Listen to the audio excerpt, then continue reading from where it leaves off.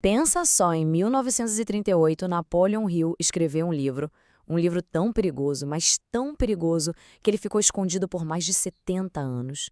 E por que tanto segredo? Porque lá dentro tem uma entrevista direta com o próprio diabo. É isso mesmo. Hill forçou uma confissão e descobriu um segredo que explica como a grande maioria da humanidade vive, sabe, controlada por forças que a gente nem vê. Essa análise que a gente vai fazer agora é baseada nessa confissão, que é, no mínimo, arrepiante. E um aviso: o que está por vir vai muito provavelmente destruir qualquer ilusão de controle que a gente acha que tem.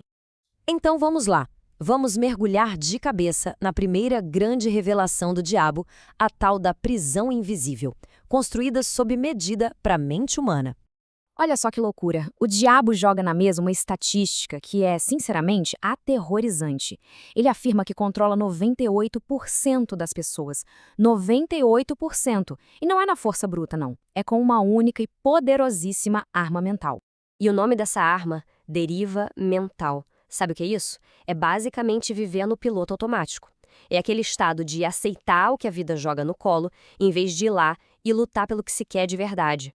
Essa preguiça de pensar, de tomar as rédeas, cria um tipo de vácuo, sabe? E é aí que as forças de fora, os pensamentos negativos, tomam conta. É, no fim das contas, uma escravidão disfarçada de vida normal. E para garantir que todo mundo continue nesse estado de deriva, a deriva mesmo, o diabo revela que planta as sementes de 6 medos principais.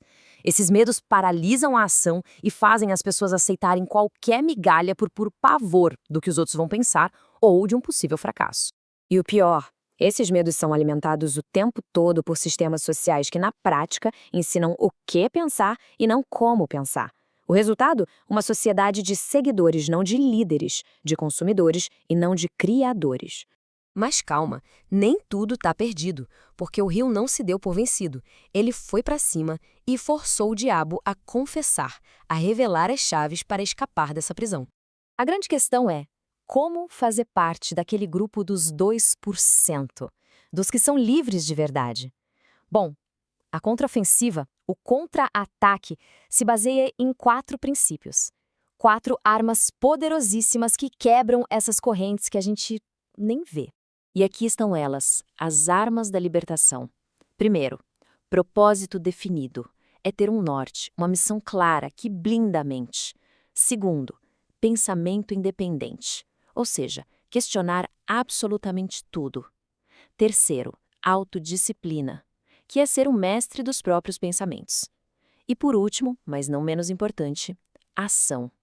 Agir, aprender com as derrotas e simplesmente destruir o medo. A diferença entre os dois grupos fica gritante, né? De um lado, o escravo das circunstâncias. Do outro, o mestre do próprio destino. E o resultado de ser esse mestre? É a imunidade mental total.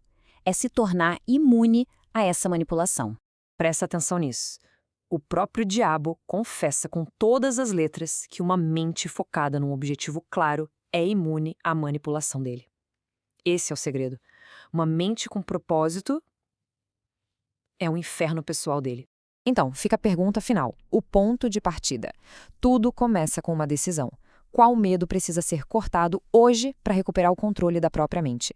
A libertação mental está esperando exatamente por essa decisão.